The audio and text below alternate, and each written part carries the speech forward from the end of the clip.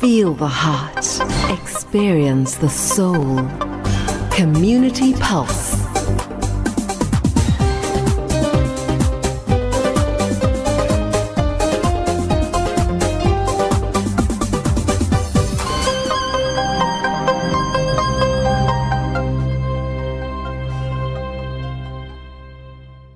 Dr. Faiez Kirsten in studio with me. Assalamu alaikum and shukran so much for being here. Wa alaikum salam wa rahmatullahi wa barakatuh. Zainab, how are you? A bit better, alhamdulillah. Yourself? Alhamdulillah, very well, shukran. Excellent. Now, where did we end off in the last discussion? I remember we spoke about the global health crisis and quite a number of issues that came to the fore. But just to recap, Dr. Faiez. Wow. Actually can't remember what we spoke about last week. Let me get into my memory. We spoke about the cost crisis. We spoke about the awareness crisis. Maybe the listeners can remind us. There's been so much happening this last week. So, but I remember we spoke about the cost crisis and the awareness crisis. Yeah. Now, looking at continuing with that discussion, Dr. Faiez, I think that it was quite surprising for me in the last discussion we had that there were so many people that's actually aware. Yes, I'm very pleased about that, actually. You know, many years ago, even in the last 3-4 years, I was, it was like even taking health and wellness out into the public space, 5 years ago, people looked at me like I had 10 heads, like, what's this man talking about? We already have a healthcare system. So I'm very, very pleased to see that the consciousness level is actually rising very quickly now, which is important because on the other side, the tyranny is also, getting worse across the world. So the slavery, the globalist agenda is actually, the noose is tightening. If you look at what's happening around the world, things are speeding up. So we really need to awaken, en masse across the globe. Very, very important. In fact, on that point, I want you to ask the listeners a question, if you don't mind. Shall I do that? Go ahead. I want you to ask them that if spiritual enlightenment is your return on investment, which two currencies must you invest in order to earn this return? Now, by spiritual enlightenment, what I mean by that is that, having knowledge of the truth, knowledge about yourself, who you are, knowing yourself and knowing, the world in which you live, knowing the objective difference between right and wrong, basically, and living your life, on a daily basis based on this knowledge of what is right and what is wrong. And also not aggressing, on your fellow human beings, but also, living your life by the principle of self-defense. So if anybody attacks you unjustly, you have the right to defend yourself. All of this for me is spiritual enlightenment. So in order to achieve spiritual enlightenment, which is your return on investment, which two currencies do you have to invest in order to earn this return? I would like to, if listeners can just tell us what they think. And remember, you can do that by giving us a call on 021-699-1786. Alternatively, you may WhatsApp your comments or questions to 0786 10 11 12. Now, the question is, if spiritual enlightenment is your return on investment, which two currencies would you have to invest in order to earn this return?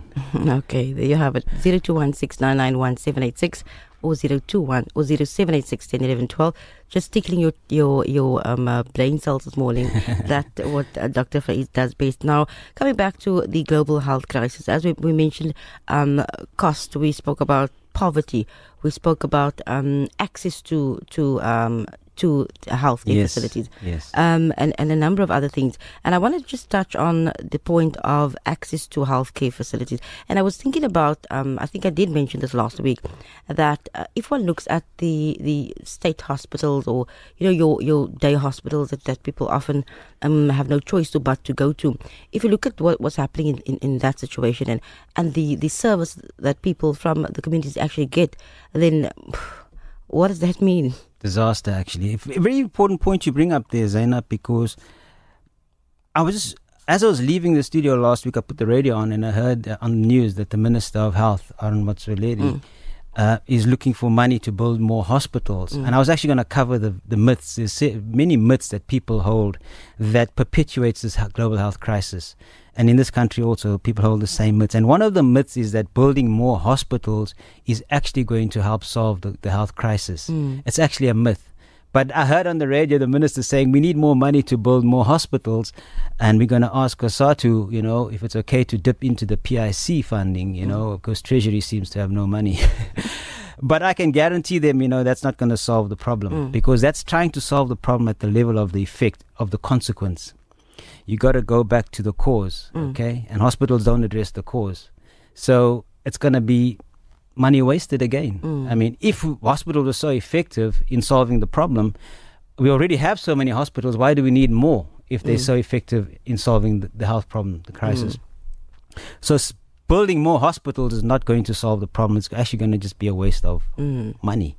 So, and even the facilities we have in the public space today are so bad, I mean, really, in the day hospitals, it's... I have no words to describe the situation, quite honestly, so I'll best leave it to you. 0216991786 or 0786101112. Dr. Faiez, Kirsten in studio with me this morning. We're talking about the global health crisis, and we also have a very interesting question that was posed, but let's first take the call. Assalamu alaikum. Wa alaikum salam. Shukran for having me. I would just like, I'm a diabetic, and for many years I've been diabetic. I eat properly. I just want to know, is there anything that can, the pancreas, I was told that it's not working lekker. Is there anything that I can take for the pancreas to work so that my sugar level can come down? Because it's going up and down, up and down, up and down. Sometimes it's normal, then it goes up and down, please.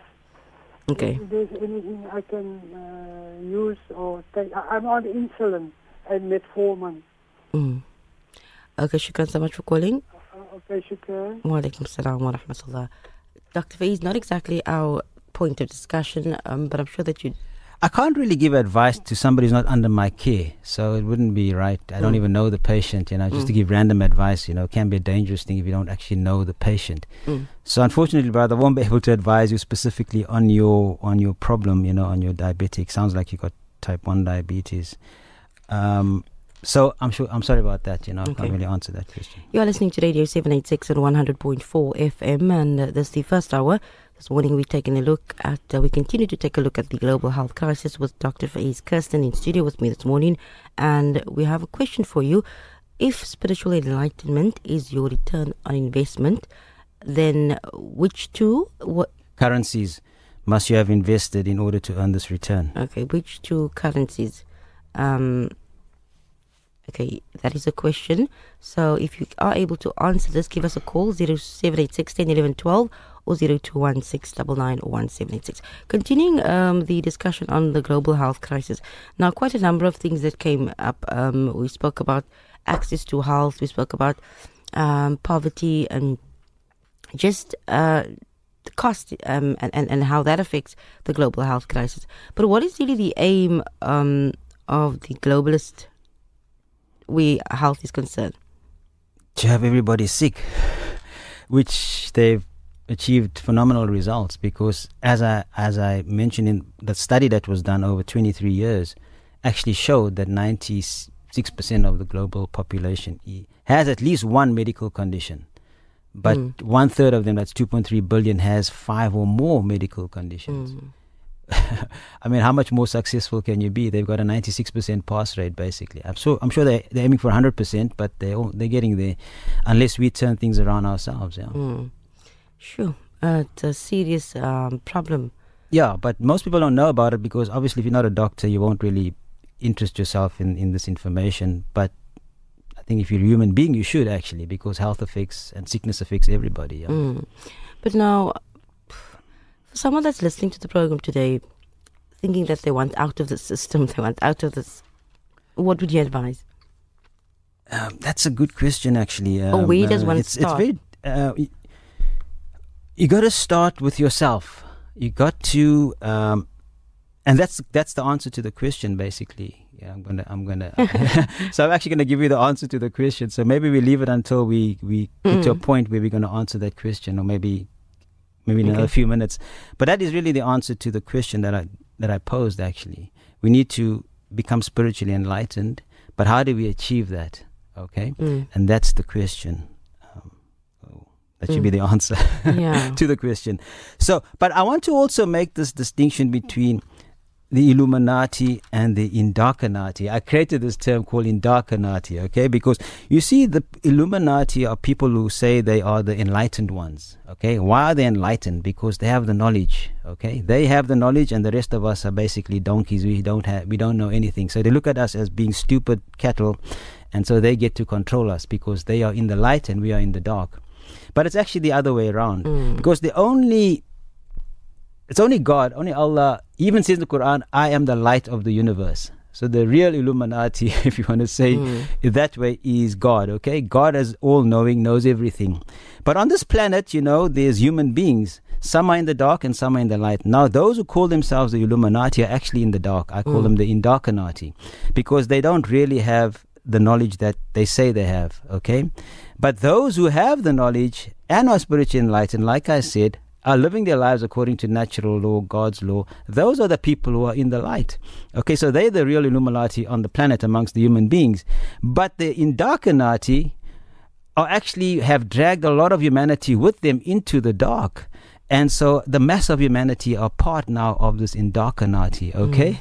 So it's important to distinguish between Illuminati and Indoctrinati. I created this term so that people can actually understand the difference between the light and the dark. Okay, these are dark occultists, okay? Their aim is to, like you asked me, what do they hope to achieve? Complete enslavement of humanity. And they've done a good job so far. Now, I remember the term Illuminati.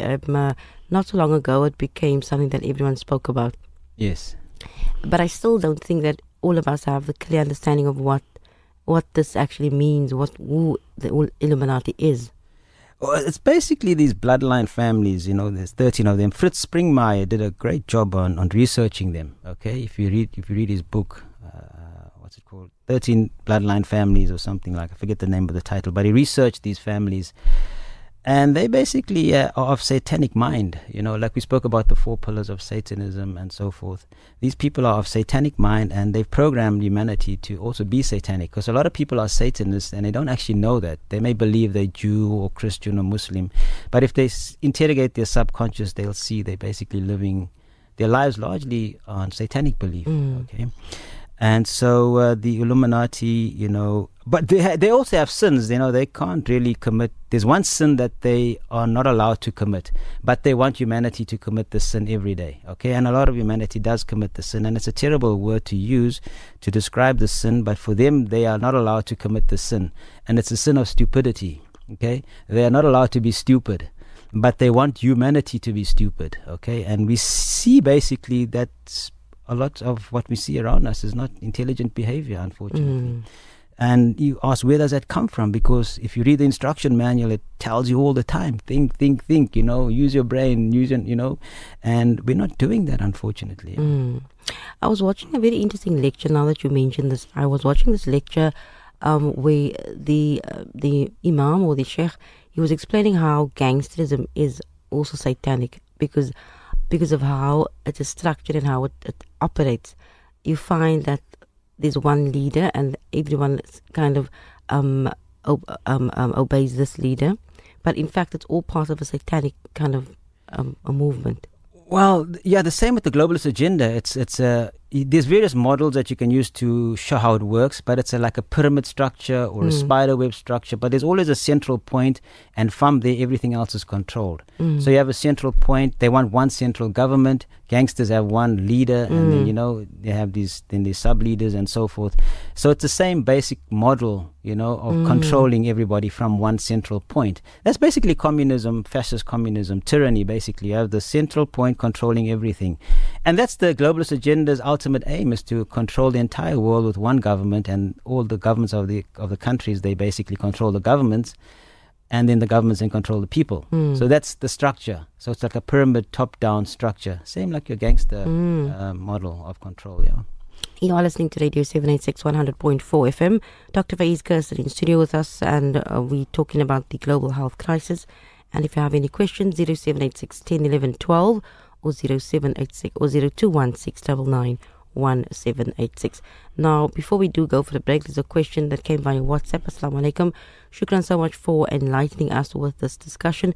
It is much needed. Shukran to Brother Faiez.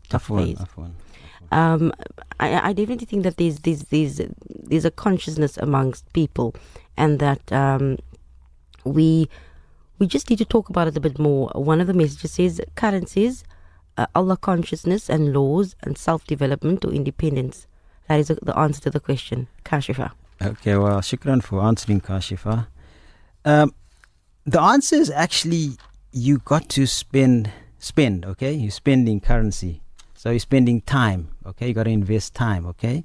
And you got to pay attention to the relevant issues, okay?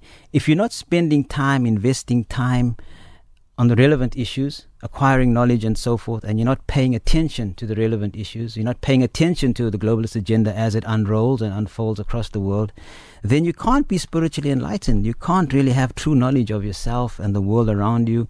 You cannot be living your life according to objective morality, not moral relativism, which is subjective morality. If you don't actually have the knowledge, okay, you can't live your life on a daily basis knowing what is right and wrong and then choosing right over wrong, because most people choose wrong over right, even though we are born knowing inherently what is right and wrong. That's why we say what is right and wrong comes from outside of you. God has actually put that into you, because the studies have shown, research has shown, experience have shown, babies at 3 months of age know the difference between evil and good and right and wrong. A baby at 3 months of age actually knows what is right and what is wrong. So you inherently know what is right and wrong, but people are deliberately using their free will to choose wrong over right. They're stealing from each other every day. They're harming each other every day, knowing full well that it's wrong what they're doing, because God has put into you knowing, He's made you know what is right and what is wrong. So that is the problem. So you have to invest time, you have to pay attention in order to earn this return on investment, which is spiritual enlightenment. Yeah. Many messages via WhatsApp. One of it interestingly says, so I heard that even Zuma is controlled by the Illuminati. He's totally possessed. Listen to his laugh and his moronic answers, and manipulated by them to the downfall of his people. And then, Assalamu alaikum, to you, your good deeds and sadaqah that you give. I think that is that person's answer. Your good deeds and the sadaqah that you give. And then a question, what does MSG do to the body? Destroys it. Simple as that. Monosodium glutamate destroys it. It's an excitotoxin. It'll destroy your nervous system. It'll make you really sick if you have put enough of it in your body, and you should just stay away from it. And then before we go for the break, please do look into organ trade, especially foreigners who get killed. Yeah, that's really another satanic activity that goes on across the world, actually. This is Community Pulse on Radio 786. Dr. Faiez, Kirsten in studio. We are due for a break, and we're talking global health crisis. 021-699-1786 or 0786 10 11 12. Stay with us.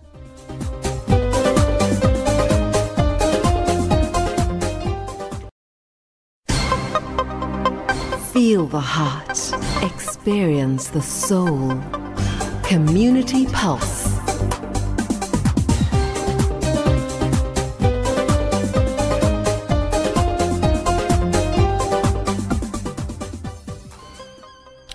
Twenty-five to 10 on Radio 786, and that's the first hour global health crisis. That is what we are discussing. You're more than welcome to be part of our conversation. 0786 10 11 12 or 021-699-1786. Now, before the break, we spoke about Illuminati, and one of the comments mentions that according to what they hear, that Zuma's also being controlled, President Zuma's also being controlled by the Illuminati. And I think that many of us may have a couple of people in our lives that we may believe that they are controlled by the Illuminati. But how does one recognize? Well, they control most governments across the world, okay? I think maybe they just don't control North Korea, which doesn't have a Rothschild central bank. Iran doesn't have a Rothschild central bank. So you'll see these two countries are in the line of fire, basically, at the moment. Syria has already been experiencing terrible destruction over the last 3-4 years. So they control governments. So, I mean, picture of David Rockefeller as one of the Rockefellers, one of the Illuminati bloodline families, and Nelson Mandela. I mean, those pictures are all over the place. You'll see Nelson Mandela and Rockefeller were good friends, So they control governments. Like I said, it's politics. It's not governments that control countries and formulate policy that's for the good of the people. If they did, we wouldn't need more hospitals, okay? They are controlled by forces and factors above themselves. This is just the reality. A lot of people would like to deny that, but, they're welcome to phone me and we can discuss it and I can show them all the evidence. It's just, if you look around you, if you're enlightened, if you study what's happening in the world, you'll see these things. I mean, they always say, look beyond the obvious, okay? Try to penetrate the veils of deception. So, I don't know about Zuma. I don't want to comment on Zuma, but I'm just saying in a general sense, the elite, they call them the elite, the Illuminati, they control governments across the world. So it's not surprising if this government is also controlled by them. Now, the two world orders mentioned in Surah Fatiha, the order of those who are guided by Allah subhanahu wa ta'ala and then led by all the prophets, and the second coming of Nabi Isa, and the other order of those who Allah has misguided. Let me just go back there. Let me just go back to that same message. But it speaks about the two world orders mentioned in Surah Fatiha. Those who are guided and those who aren't. Well, the two kinds of human beings, I suppose, the person is talking about there, yeah. But we say, when you read the Surah Fatiha, Thee alone we worship and Thee alone we ask for help, But oftentimes you'll find people saying that. They make their salah, they read the Fatiha, and then they go out and worship other things. It's a common practice. So we're basically fooling ourselves on that level. And then we say, guide us to the right path, but we prefer to be on the wrong path, So, yeah. The message also continues saying that, and the other order of those who Allah has misguided and go astray, led by Dajjal, the ultimate battle between a good and evil. They plan and Allah plans, but Allah is the best of planners. True, very true, very true. But we have a duty to stand up to evil. We can't just say, because we also are instructed to stand up or stand out for, against justice, even if it has to be against yourself or your family or your friends. So even though there's evil in the world, you can't just sit back and say, okay, well, there's nothing I can do. Because you have a duty to stand up and do something about it. If you can. If you can't, then you can't. But you should try at least, yeah.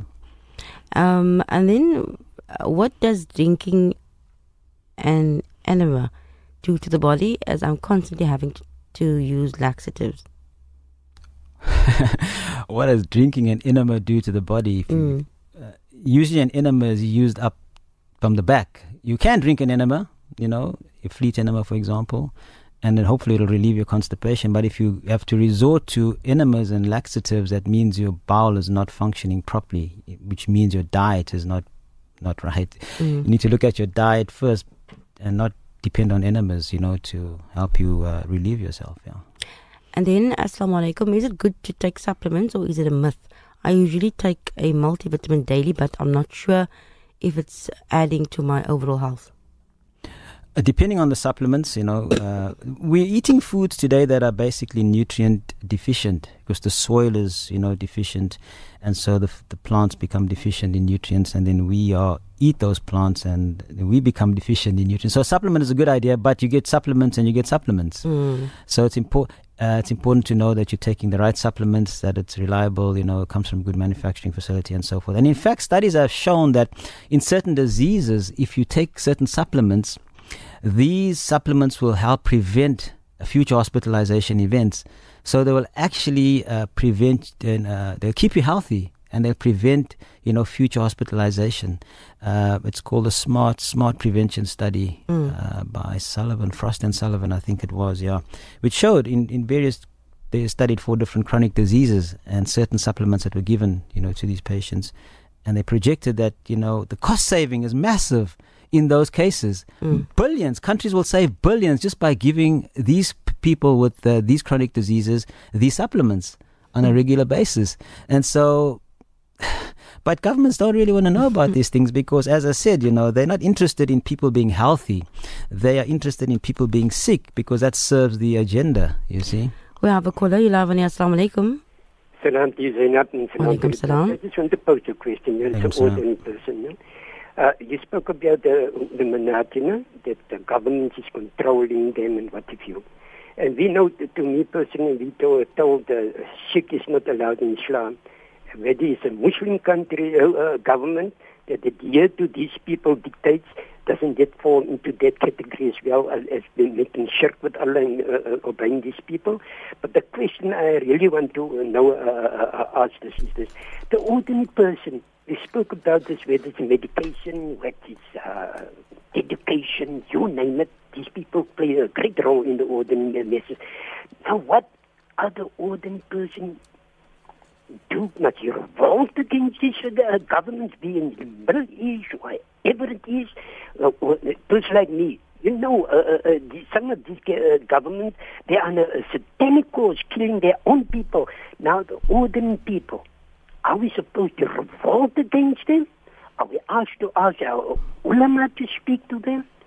So I think there's some enlightenment need to be given to the ordinary message. Shukran, can you just elaborate on this? Shukran, Doctor. Afwan. Yes, it's important for us to at least try to know what we must do. As I said, we have to become spiritually enlightened. We have to acquire knowledge. We have to acquire knowledge about ourselves.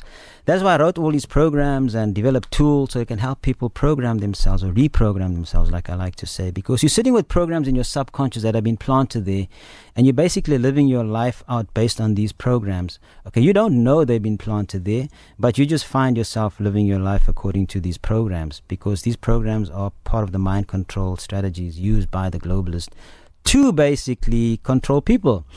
And so you got to start to enlighten yourself, and you need to invest, like I said, time and attention to the relevant issues. If you're not going to spend time, invest time and pay attention, then it's going to be very difficult, to navigate yourself through this satanic system that we're living in. Everything about your life is basically to control you. That's really what these people want to do, because it's a reflection of their satanic minds. Any human being who wants to control another human being is psychologically not well. It's not normal for one human being to want to own and control another human being. If a human being wants to do that, they have psychopathology. Their minds, their psyche is pathological. There's some pathology going on there. So, but you must understand, these people wanting to own and control you are not healthy. They're not well. They're mentally not well. They are psychopathic, okay? And so you have to understand it. Very important that you understand that specific point. And all at the end of the day, you can only turn to Allah and say, and live your life according to God's law, and then that's all you can do, and hope everything turns out well. But these guys are hell bent on hurting people, and they've been doing that for a long time and killing people. They've killed millions, hundreds of millions, throughout history. So it's not going to stop anytime soon by the looks of it. Maybe it will if our level of consciousness rises, to a degree that it should rise. We could turn this thing around. But if you're going to sit back and watch TV every night and eat eat the fast foods, your brain is not going to function properly, and you're not going to do yourself or the world a favor, actually. Assalamu alaikum. Wa alaikum salam. Salam to your guest also. Wa alaikum salam. I just wanted to ask, it's a question, it's a comment first and then a question. You spoke about the Illuminati, right? Mm-hmm. But they are the Zionists and the imperialists, all right? And what I'm asking now is, why, you, alhamdulillah, but the point is, besides yourself, personally now, besides yourself, why are our scholars and our learned people and preachers and all of them, why are they not speaking about it? In the Quran, it states quite clearly that we have enemies. There's Surah Al-Muntahana, and there's so many places in the Quran where enemy occurs. Why don't the so-called leaders speak about this, not just on the radio, but on their members, and awaken the people to what you are saying. Okay, salam. Shukran wa alaikum salam wa rahmatullah. Wa alaikum salam wa rahmatullahi wa barakatuh. I can't speak for why they don't speak, it's their choice, but you must remember all religions are infiltrated, and the mimbar is a place of mind control, really, also. I mean, if you're standing on the mimbar and you're talking to people every Friday, or standing on a pulpit in a church, people are listening to you, and you're seen as a person of authority, so it seems as if you know what you're talking about. And people subconsciously just then start to believe, because Milgram has shown in his experiment, people will just blindly believe the words of an authority, or the instructions of an authority figure. So you have a serious responsibility if you're standing up, on a mimbar or pulpit, to speak the truth. Yeah. Not what I'm saying. I mean, this is an instruction manual. So I can't speak for the leaders. That's their decision. That's between them and God. They say on the day of judgment you stand alone before God. You're not going to stand with your leader, or your priest, or your professor, or your president. You're going to be standing alone, and so it's your duty to seek knowledge, which is really your duty, quite honestly, and from the cradle to the grave, and then base your life on that truth that you discover. Yeah. You're listening to Radio 786 on 100.4 FM, and the time slowly moving on to 9:45, and we're having really a whole pool of WhatsApp messages coming through, and I'd really like to go through all of it. I'm going to start from the bottom. So one of it reads, the DA is the political arm of the Illuminati in South Africa. The acronym DA alone says it all, devil's advocate. And then didn't know that. And then Assalamu alaikum, I just want to know, prednisone, is it good for a nasal drip cough? I'm coughing 3 weeks now. Prednisone is a steroid, I would avoid it like the plague, actually. There are natural foods that you can eat that have powerful anti-inflammatory effects, even more powerful than prednisone.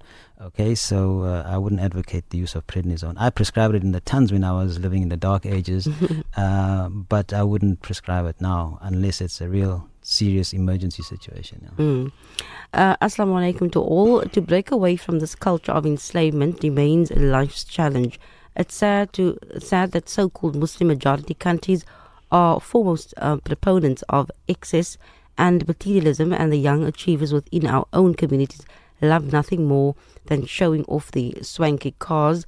We also have certain travel countries glorifying visits to some of these countries, thereby perpetuating within the minds of people that living in excess is good. They are the little things we could change, instead encouraging people to visit countries that are not hostile to the ethos of universal human teaching. Yeah, it's all part of the Novus Ordo Seclorum agenda and the New World Order globalist agenda. I mean, to make people materialistic. And we see that every day in our lives. We are very materialistic. We worship, basically, our material possessions. Unfortunately. How does Dajjal fit in to the New World Order? That's Sheikh Imran Hussein's field.